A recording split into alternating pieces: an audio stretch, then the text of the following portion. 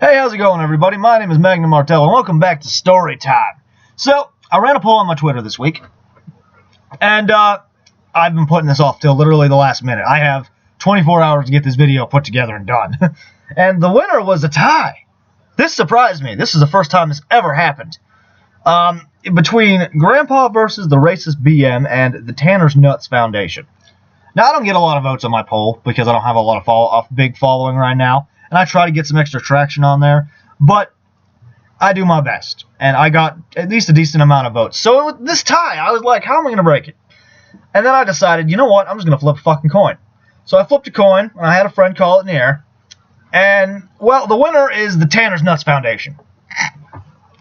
Now, I'll admit, that name is a little misleading. I just could not think of a better name when making the poll of what to call it. It's not necessarily entirely misleading. It's just that the foundation isn't so much of a foundation of donation or anything like that, but it does very heavily involve Tanner's little nuts.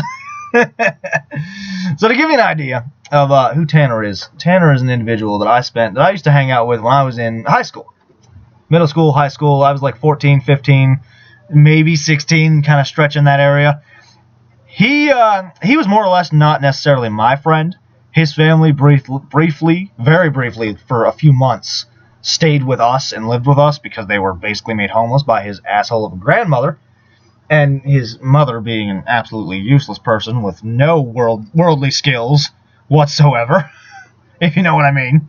So, they stayed with us for a while because she was good friends with my mother, and that friendship ended sometime after they moved out of our house finally. But during the time they stayed with us, most of the time Tanner wasn't here. Now, his sister was here pretty frequently. She was always home because she had nowhere else to go. She was your typical fucking little sister, little brat, where she'd throw herself on the floor and cry to get Tanner and I in trouble, that kind of stuff. I have many stories that I'm not going to tell you about her just being the absolute worst type of person, throwing herself on the floor and crying, saying we did something we didn't do and getting us in trouble and us getting yelled at by our parents. And it was a mess. It was a hell of a time. I'm so glad that part of my life is over because I hated every day of it.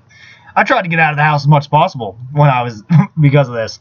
Well, most of the time, we would go up to my friend Cody's house, and we would all sit there in his apartment together. There was a group of like 6 or 7 of us, maybe 8, and we would just sit and play Call of Duty Modern Warfare 2 all fucking night. That was what we did. I'm not even kidding you. This was back when that game was still new. It was back before they were making Call of Duties annually, when they were still only doing them every couple years. Back when it was the big one. It was the most popular Call of Duty in the world. It was the most played. It was before World at War came out. It was before fucking Black Ops came out. This was the game to play back then. This is back when 4-player couch multiplayer was a thing. Well, that's what we did. To give you an idea of who all would be present, it'd be me, Tanner, obviously, our friend Cody, whose apartment we were in. Occasionally, our friend Dion would join. We had Kyle, Connor, Aaron, Jimmy, David. There was one other feller who only came in once in a while. I can't remember his name for the life of me. I didn't really get along with him anyway.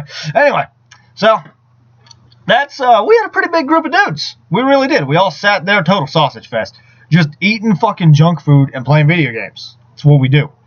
Between Call of Duty and fucking Dragon Ball Z fighting games and just all the stuff that we did at the time, that was our shit. That was how we spent our days. Our evenings, however, got a little different. Now, in that town, they had an 11 o'clock curfew, and at the time, when I was a teenager, they had 3 police officers. Only 3. And they all took shifts. One would be in the morning, one would be in the afternoon, one would be in the night.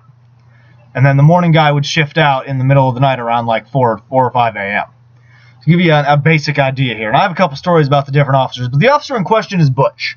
Butch was a big, fat asshole. Nobody liked Butch. Everybody dreaded dealing with Butch just because he was rude, he was hostile, he hated teenagers, he was just the definition of the cop everybody hates. Now, this 11 o'clock curfew, we would often go out past it. We'd go out and we'd play fucking Jailbreak, which is basically fucking street tag for teenagers. I'm going to tell you the truth. We would just go out and wander about and talk and have a good time. like a couple of drunks, even though none of us were drinking. Don't drink underage, kids. Trust me, it ain't good for you.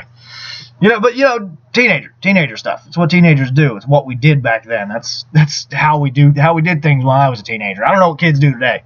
I'm an old man now. Well, so Butch couldn't necessarily arrest us for being out past curfew. Not the first time. The first time he'd catch you, he'd have to ask where you were going or what you were doing. And if you told him you were going home, he'd more or less drive off and ignore you and tell you to get home.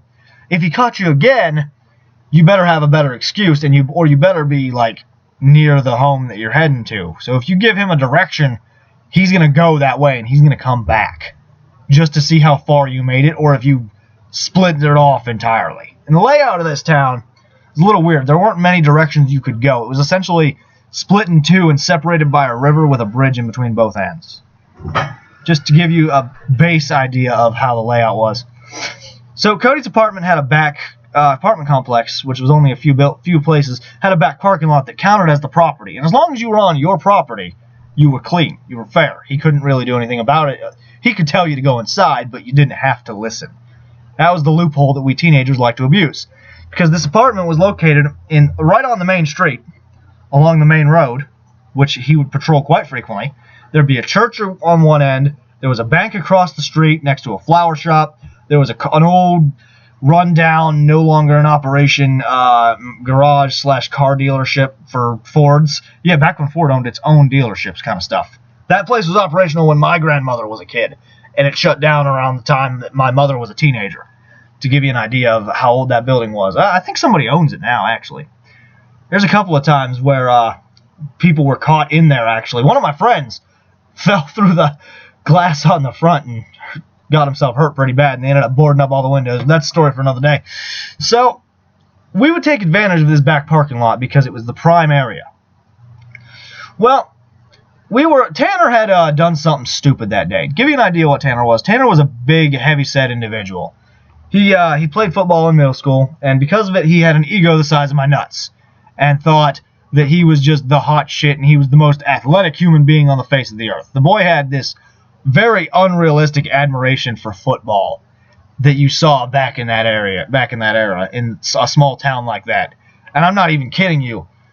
This town was very guilty of that overzealous admiration for football. It was fucking ridiculous. Well, Tanner had done something really dumb that day in school. I don't know what it was. I don't quite recall. I wasn't present when it happened. The other guys had told me about it. Normally, when we sat and played Call of Duty at night, I was the butt of every joke. Everybody was always picking on me. And when I was a teenager, I'll admit it, I did not take being picked on very well. I did my best not to react to it, because I was told that they would pretty much give it a rest if I just didn't respond, because it wouldn't be fun. They were wrong. It never stopped. Never believe that whole thing, kids. When somebody tells you that if you ignore a bully, they will go away. No, they will not go away. They will just continue and continue because they think it's funny, even if you show them no response to it whatsoever. I'm used to it. I really am. I'm used to being the butt of every fucking joke. I'm used to the entire group of friends picking on me and only me. Well, in this night in particular, was one of those rare occasions where Tanner was the brunt of the abuse. And the nights where somebody else was the one taking the shots, I was extra mean, because it helped me finally relax after days upon days of getting picked on by everybody else. I was extra nasty. So, we're all sitting there playing Call of Duty. We're picking on Tanner pretty damn bad for being the big dumb that he is. Not the brightest stalk of corn in the field, if you know what I mean. When, after about our 5th fucking match on Rust, my god, there's a reason I hate small maps in video games, especially in Call of Duty. And there's a reason I hate Rust in particular. It's the only map that these motherfuckers would ever want to play. And I hated it. It got so damn boring every fucking game on that tiny-ass map with the 4 people. I hated it. It has made me hate small maps forever. Because it gets so ridiculous. It was a frustrating time when you play 20 matches on the same fucking map when there's 15 other maps available to play. Just mix it up. Every 2 or 3 games, put me on another one. That's all I ask. Well, anyway, somebody gets the bright idea to decide maybe we should go outside and play Jailbreak. And if you don't know what that is, it's basically tag for teenagers. With the added rule of when you get caught, you go to the fucking base, and you have to be there until somebody gets you out. It was a dumb game that we, as a bunch of teenagers who were bored because cell phones weren't a big thing at the time, what we did. So we go outside, and so to give you the idea of the layout, there's the church, there's the bank, there's that dealership. Next to the dealership, there's a little grocery store there that we used to go to. We had that whole area, basically. We had the block. And more or less, one person was pretty much the lookout. They would sit at the base each round, which was going to be the bank parking lot, and they would keep an eye on the main street if Butch came strolling up the street or something, because this road would be empty about this time. It was 1, 2 o'clock in the morning. Nobody was out doing shit except for the people leaving the bars, and they were usually home within like 45 minutes, so they didn't really bother us. They just ignored the fact that a bunch of kids were out running around. So after our rousing game of jailbreak and Butch actually catching us and us having to go back to the apartment, we're walking back to the apartment with the 5 of us. At the time, it was me, Cody, Tanner, Kyle, and Connor. When outside of the apartment along the street, there were these poles that you would put a parking meter on, kind of thing. They were I want to say about waist high to me now, so they'd be about like stomach to chest high, or for the age we were, for the height I was anyway. I was short when I was a teenager. I hit a growth spurt in my later high school years. Tanner was a pretty tall kid. You know, he was a big kid, but he was a pretty tall kid too. If you saw him now, he's sitting at about 6'2". He's a decently sized individual. So Kyle and Connor, being the not so bright individuals they are, they would put their hands on the top of the pole, because there's no parking meter. The parking meter should be there, but it's just not. And they would lift themselves up with their hands and basically leapfrog over the damn thing, pushing it down between their legs. It didn't take a lot of upper body strength. They gave themselves a lift by jumping, but they'd clear it basically every time with room to spare. I watched Cody do it a few times. I saw Aaron and Jimmy. Jimmy was the tallest, actually, but he was also the oldest. He was about a year or two older than us. Do it a few times. I never did it because I knew one thing. I am too short, and I do not have the upper body strength at the time. Now I might be able to pull it off, now that I'm taller and I basically lift over the thing easy. They actually took the poles out of there a few years later. Well, I would never do it because I knew I wouldn't make it. I knew that I was just going to end up hurting myself, and I wasn't letting it happen. And here's where Tanner's nuts meet the foundation. I love this part of the story. It's my favorite part to tell. One, Tanner, being the shovel-headed, thinks he's a hot shit at athletics individual that he is, decides to give it a go. All of us are looking at Tanner, and we're like, you're not going to make it. You're not going to make it. And he's like, yeah, I'll make it. I'll make it. Just watch. Well, surprisingly, to my surprise, he clears the first one, no problem. Bravo, room to spare and everything, just like Tanner, Kyle, and Connor. Now, Kyle was particularly good at this, that he could just do them back to back. Like, you know how when somebody's running like a track runner, like Usain Bolt, how they have those what are they called? They're like an obstacle. You have to jump over them. You leap them. It was kind of like watching Kyle do this was kind of like that, just back to back. He'd leapfrog over them damn poles. Connor would do one, then he'd get himself into position, and then he'd do the next one. He didn't do it in rapid succession. Well, of course, we're all like, well, damn, Tanner, you did it. I'm genuinely surprised. Well, that didn't last long. The next pole, we're right out front of the apartment. Cody's opening the door. I'm looking at him and saying something to him. Kyle and Connor are looking at Tanner. And next thing you know, we hear this very, very clad bing and a slap. Like the sound of something hitting metal. We turn around. I see Tanner has his nuts in the pole. I swear to God, you can relive this moment in slow motion. He flips over face first onto the concrete and scorpions. If you don't know what that is, it's where your feet come up over the back of your head and it makes you look like a scorpion. Then he flops over, holding his nuts. We're laughing our asses off. This motherfucker just tried to jump a second pole in rapid succession, like Kyle does, on his first attempt, and smacked his nuts. Nuts first into the metal. So he's laying there and he's moaning. He's in absolute pain. I can't help but fucking laugh hysterically at him. We all did. I feel bad about it sometimes, but on the other hand, it was funny as hell. So Kyle and Connor helped Tanner to his feet, and that's when we notice there's some blood. There's some blood on his pants and on his hands. And we're like, oh shit. So we go upstairs into the apartment. Of course, Tanner stumbles at the top step because he's in so much pain right now. He puts his hand on the wall to support himself so he doesn't flop over face first onto the fucking top of the stairs. And there's a bloody handprint on the wall. It's stained. Weeks later, it was there. The fucking landlord was so slow at cleaning things up. It was awful. No one ever told him exactly what happened. So we take Tanner inside. He goes in the bathroom. He comes out a little bit later. He hurt himself.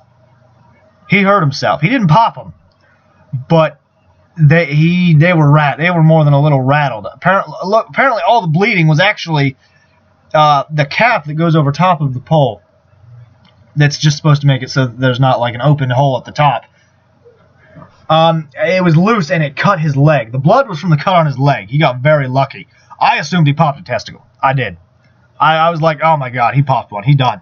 He fucking done. We're going to have to take him to the hospital. We're going to have to wake Cody's mom up and go to the hospital. We're going to be in so much fucking trouble. I was worried as shit because when I was a teenager, I didn't like getting in trouble. I didn't like getting caught doing things I wasn't supposed to do because my punishment would always be worse than everybody else's, even if I wasn't even remotely involved. I could have been just in the room when it happened, and I would get in more trouble than everybody else. That was my luck. Go figure.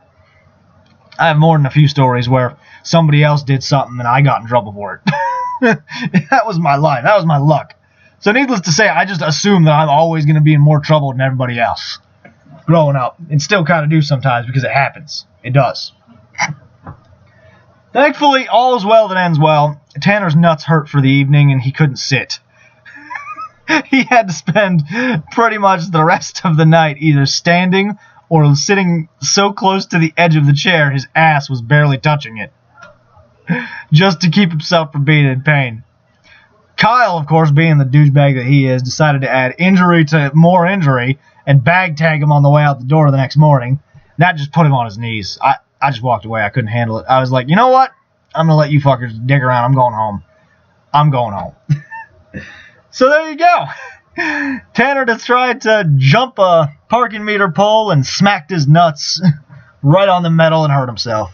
And that is the story of the Tanner's Nuts Foundation. Tanner's Nuts Foundation is actually a little bit of a joke. We used to joke about starting a foundation to buy Tanner a new set of nuts. Good times. I saw some crazy things when I was a teenager. I really did. But thanks for watching, everybody. I appreciate you coming in for this month's story time. Obviously, on the first of every month, we'll have another one. So, my name is Magnum Martel. Thank you for watching. Please don't forget to leave a like if you enjoyed, comment, subscribe, and I'll see you next time.